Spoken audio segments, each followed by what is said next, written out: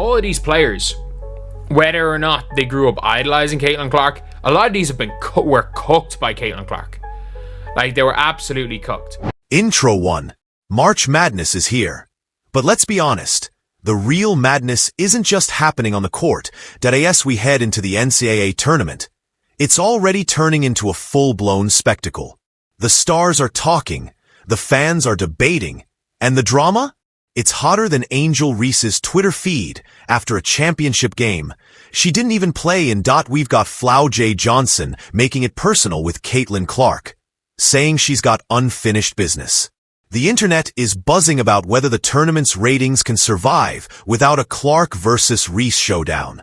And speaking of Angel Reese, she won a championship, sat out a title game, talked like she hit a game winner, flexed $50,000 like it was pocket change, and somehow managed to reignite the WNBA pay debate all over again. This year, it's not just about basketball. It's about respect, rivalries, and reality checks. And we're breaking it all down. But first, like this video. Will it actually help your team win March Madness? Probably not. But hey, it'll make me happy, and that's gotta count for something. Alright, let's get into it. But the craziness that came with the new fandom was rooted in something other than fandom, right? And I think that's very evident to see across the board. What it is racism, right? It gets blown up into, oh, they're going after Caitlin Clark, but no, we're just playing one of the best players that's in this league the way that any other best player, franchise player is going to get played. To be fair, Flau'jae Johnson isn't taking shots at Caitlin Clark herself. In fact, she's giving credit where it's due, calling Caitlin one of the best players in the game. That's not something you hear every day, especially in a sport fueled by rivalries, heated debates, and intense competition. But let's talk about the bigger issue here. Some people are saying that criticizing the way Caitlin Clark is treated is racist. And let's be real, that's not exactly the kumbaya energy women's basketball needs right now. The game is growing at a historic pace. New fans are pouring in. And the last thing players should be doing is pushing away the very audience that could help them secure bigger contracts in the upcoming CBA negotiations. That's why Flau'jae is taking a different approach. Instead of feeding into the negativity, she's choosing a path that focuses on respect, growth, and appreciation. And this isn't the first time she's done it. Just a month ago, Flau'jae publicly thanked Caitlin Clark for her impact on women's basketball. That's a rare move in a league where rivalries dominate headlines. But it speaks volumes about her mindset. She's competitive, but she also understands the bigger picture. Women's basketball is having a moment, and players like Caitlin and Flau'jae are at the center of it. All right, and the last one, man, last topic. I just want to show love to the women hoopers. A'ja Wilson and Caitlin Clark, they both got their jerseys retired. Both of these ladies inspire me and made history and grew the game in ways that we could have never imagined. So, man, I just want to give them their flowers and tell them y'all are amazing. And Flau'jae Johnson isn't the only one showing love. Juju Watkins, the freshman phenom chasing Caitlin Clark's college scoring record, has been just as vocal.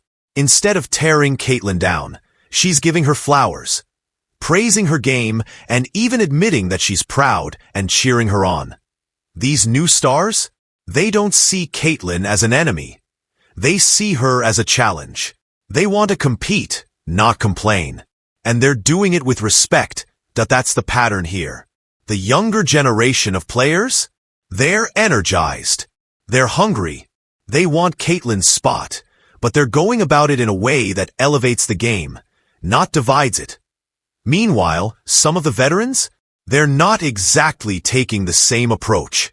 Instead of recognizing Caitlin's impact, a handful of them seem more interested in dismissing her success or twisting it into some kind of controversy. Now, to be fair, not all vets feel this way. Legends like Lisa Leslie and Cheryl Miller, players who have truly done it all, have openly praised Caitlin, recognizing what she's done for the sport.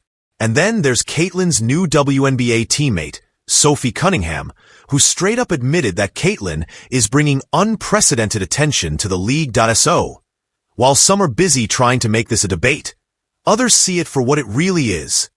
A win for the game and a new era of women's basketball in the making. I just think she's had a lot of pressure on her shoulders, and I think a lot of people, no one's walked in her footsteps, and so it's really easy to judge and to say things, but at the end of the day, we all need to empower each other and be there for each other. I think she's done a lot, not only her, but that rookie class. They've brought a lot of attention to our league, and it's needed. Like, this is what we've always wanted, and so why would we not embrace them and make sure they're good? And so when we first played them, I was like, hey, keep doing your thing. Like, you're doing a great job. If you ever need anything, reach out.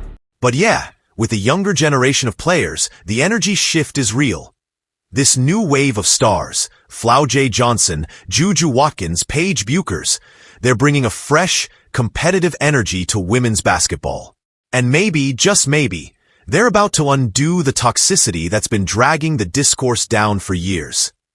Imagine a world where rivalries are fun, the drama stays on the court, and respect fuels competition. That's the kind of energy that's going to grow the game, sell out arenas, and pull in casual fans. And these matchups? Flau'jae versus Caitlin, Juju versus Paige. These aren't just games, they're era-defining showdowns. And with the NCAA tournament about to tip off, it's time for these young stars to step up and take the stage. But here's the biggest question on everyone's mind. What happens when Caitlin Clark isn't there? This is the first March Madness since Caitlin Clark left for the WNBA, and people are wondering, can women's college basketball keep the momentum going, or are the ratings about to drop off a cliff faster than Mufasa in The Lion King? Yeah, I said it. And no, it's not too soon. Now, let's talk numbers. ESPN's Senior VP of Production just gave us a reality check. Ratings are actually up 3% across the board this season.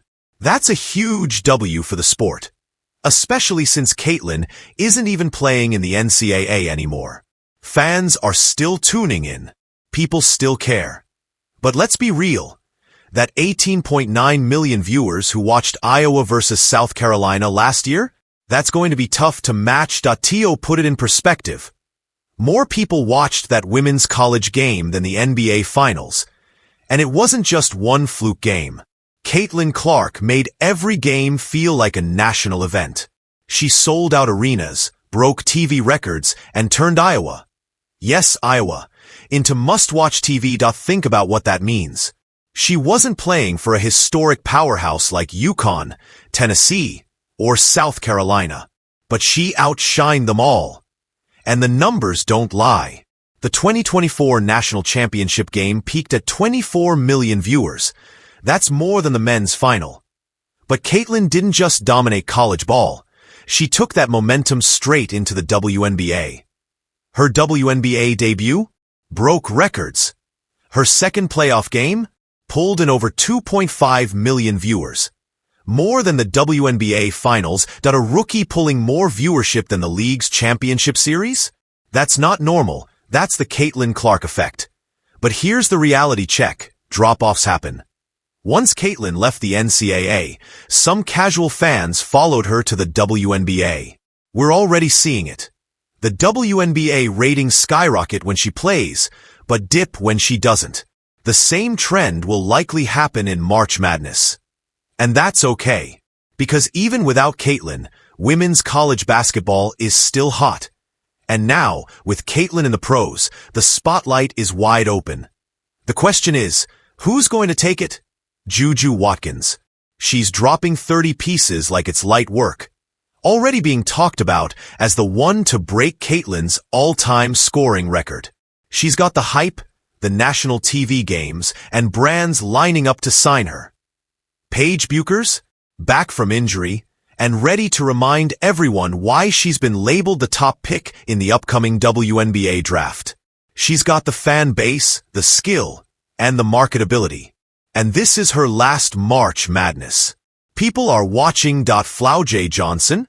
She's a dual threat, dominating on the court while blowing up in music and media. She's got the biggest brands backing her, pulling in fans from beyond just sports. So yeah, Caitlin Clark lit the spark. But these stars? They're ready to keep the fire burning. And guess what? This isn't just good for college basketball. It's a lifeline for the WNBA.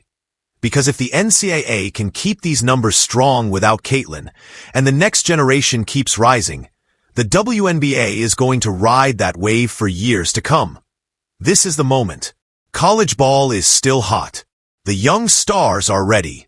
And Caitlin is setting the table in the pros that if the WNBA plays its cards right, we're talking about sustained growth, bigger paydays, more fans, and maybe, just maybe, the end of the people are only watching for Caitlin Clark. Narrative.women's basketball has never had this kind of momentum. The only question is, will the NCAA and WNBA capitalize on it? Or will they fumble the bag?